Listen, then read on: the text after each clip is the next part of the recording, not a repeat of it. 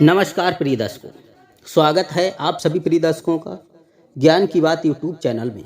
प्रिय दर्शकों, आज एक बार फिर से नई वीडियो नई जानकारी लेकर हम हाजिर हुए हैं। प्रिय दर्शकों, आज की जानकारी बहुत ही ज्ञानवर्धक है और बहुत ही रहस्यमयी है।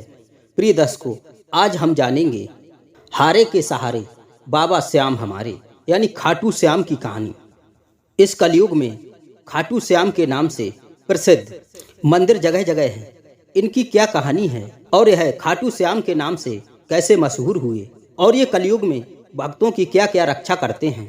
तो आइए कहानी शुरू करने से पहले आपसे एक निवेदन है, जो भी दर्शक बंधु हमसे नए जुड़े हैं वह हमारे चैनल को सब्सक्राइब कर लें और एक प्यारा सा कमेंट करें और घंटी का निशान अवश्य प्रेस करें, जिससे हमारी आने वाली वीडियो की नोटिफिकेशन सर्वप्रथम आपके पास पहुंचे और आप उसका फ़ायदा उठा सकें।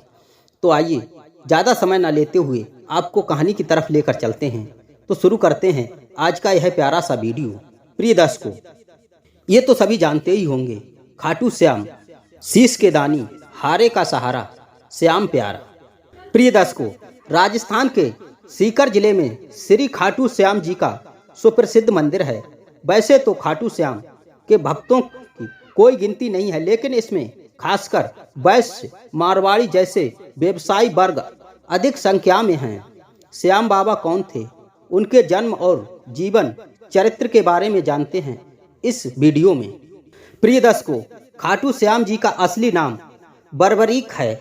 महाभारत की एक कहानी के अनुसार बर्बरीक का सिर राजस्थान प्रदेश के खाटू नगर में दफना दिया था, इसीलिए बर्बरीक जी का नाम खाटू श्याम बाबा के नाम से सुप्रसिद्ध है। वर्तमान में खाटू नगर सीकर जिले के नाम से जाना जाता है। खाटू श्याम बाबा की कलयुग में श्री कृष्ण भगवान के अवतार के रूप में माना जाते हैं। श्याम बाबा घटोत्कच और नाग कन्या मौरवी के पुत्र हैं। पांचों पांडवों में सर्वाधिक शक्तिशाली भीम और उनकी पत्नी हिडिंबा बर्बरीक के दादा दादी थे। कहा जाता है कि जन्म के समय बर्बरीक के बाल बब्बर शेर के समान थे, अतः उनका नाम बर्बरीक रखा गया। बर्बरीक का नाम श्याम बाबा कैसे पड़ा, आइए जानते हैं इस कहानी के माध्यम से। प्रिय दर्शकों, बर्बरीक बचपन में एक वीर और तेजस्वी बालक थे। बर्बरीक ने भगवान श्री कृष्ण और अपनी मां मौरवी से युद्ध कला कौशल सीखकर निपुणता प्राप्त कर ली थी। बर्बरीक ने भगवान शिव की घोर तपस्या की थी, जिसके आशीर्वाद स्वरूप भगवान ने बर्बरीक को 3 चमत्कारी बाण प्रदान किए थे। इसी कारणवश बर्बरीक का नाम 3 बाणधारी के रूप में प्रसिद्ध हुआ है। भगवान अग्निदेव ने बर्बरीक को एक दिव्य धनुष दिया था, जिससे वो तीनों लोकों पर विजय प्राप्त करने में सामर्थ्य थे। प्रिय दर्शकों, जब कौरव पांडवों का युद्ध होने की सूचना बर्बरीक को मिली तो उन्होंने भी युद्ध में भाग लेने का निर्णय लिया। बर्बरीक अपनी मां का आशीर्वाद लिए और उन्हें हारे हुए पक्ष का साथ देने का वचन देकर निकल पड़े। इसी वचन के कारण हारे का सहारा बाबा श्याम हमारा यह बात प्रसिद्ध हुई। जब बर्बरीक जा रहे थे तो उन्हें मार्ग में एक ब्राह्मण मिला। वह ब्राह्मण कोई और नहीं भगवान श्री कृष्ण थे, जो कि बर्बरीक की परीक्षा लेना चाहते थे। ब्राह्मण बने भगवान श्री कृष्ण ने बर्बरीक से प्रश्न किया कि वो तो मात्र 3 बाण लेकर लड़ने को जा रहे हैं, मात्र 3 बाण से कोई युद्ध कैसे लड़ सकता है। बर्बरीक ने कहा कि उनका एक ही बाण शत्रु सेना को समाप्त करने में सक्षम है और इसके बाद भी वह तीर नष्ट ना होकर वापस उनके तरकस में आ जाएगा। अतः अगर 3 बाण की उपयोग से तो संपूर्ण जगत का विनाश किया जा सकता है। प्रिय दर्शकों, ब्राह्मण ने बर्बरीक से एक पीपल के वृक्ष की ओर इशारा करते हुए कहा कि वो एक बाण में पीपल के सारे पत्तों को भेद कर दिखाए। बर्बरीक ने भगवान का ध्यान कर एक बाण को छोड़ दिया।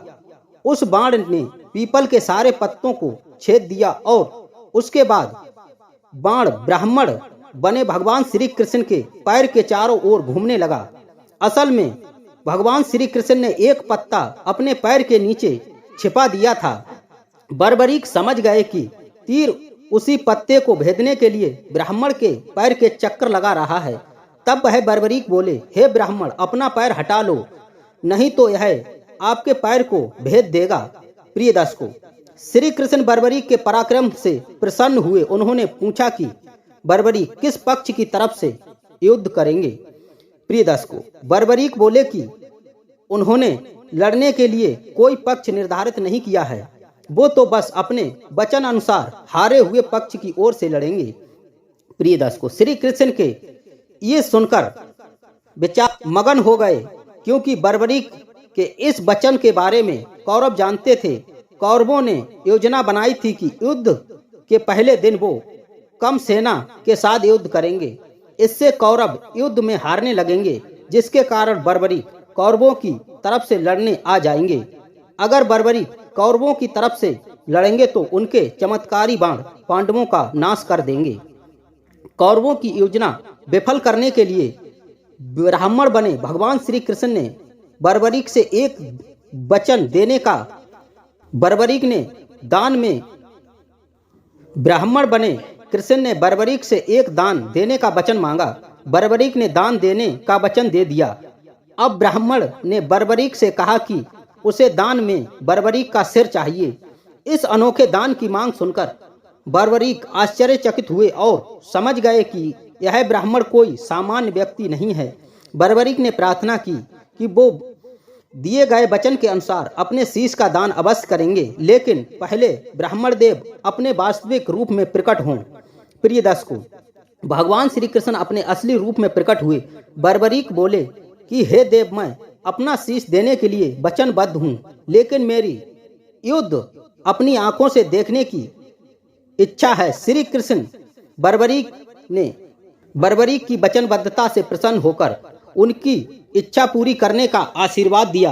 बर्बरीक ने अपना शीश काटकर भगवान श्री कृष्ण को दे दिया। श्री कृष्ण ने बर्बरीक के सिर को 14 देवियों के द्वारा अमृत से सींचकर युद्ध भूमि के पास एक पहाड़ी पर स्थित कर दिया, जहां से बर्बरीक युद्ध का दृश्य देख सकें। इसके पश्चात श्री कृष्ण ने बर्बरीक के धड़ का शास्त्रोक्त विधि से अंतिम संस्कार कर दिया। महाभारत का महान युद्ध समाप्त हुआ और पांडव विजय हुए। विजय के बाद पांडवों में यह बहस होने लगी कि इस विजय का श्रेय किस योद्धा को जाता है। भगवान श्री कृष्ण ने कहा, बर्बरीक इस युद्ध के साक्षी रहे हैं, अतः इस प्रश्न का उत्तर उन्हीं से जानना चाहिए।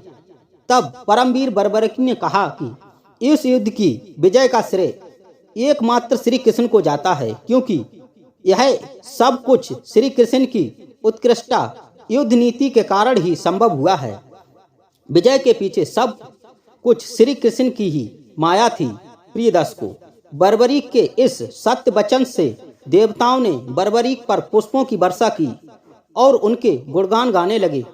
श्री कृष्ण के वीर बर्बरीक की महानता से अति प्रसन्न हुए और उन्होंने कहा, हे वीर बर्बरीक, आप महान हैं।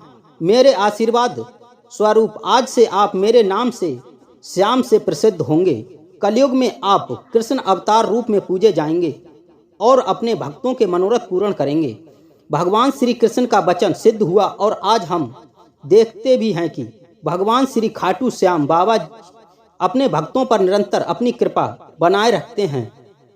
बाबा श्याम अपने वचन अनुसार हारे का सहारा बनते हैं। इसीलिए जो सारी दुनिया से हारा सताया गया होता है, वो भी अगर सच्चे मन से बाबा श्याम के नामों का सच्चे मन से नाम ले और स्मरण करे तो उसका कल्याण अवश्य ही होता है। श्री खाटू श्याम बाबा की महिमा अपरंपार है। सत्श्रद्ध विनती है कि बाबा श्याम इसी प्रकार अपने भक्तों पर अपनी कृपा बनाए रखें। तो एक बार सभी प्यार से बोलेंगे, हारे का सहारा खाटू वाला श्याम हमारा। प्रिय दर्शकों, हम उम्मीद करते हैं ये जानकारी आपको जरूर पसंद आई होगी। तो प्रिय दर्शकों, कमेंट में जरूर लिखें, जय श्री श्याम, हारे का सहारा खाटू वाला श्याम हमारा। तो मिलते हैं हम किसी ऐसे ही ज्ञानवर्धक जानकारी में। तब तक के लिए जय श्री श्याम, जय श्री कृष्ण।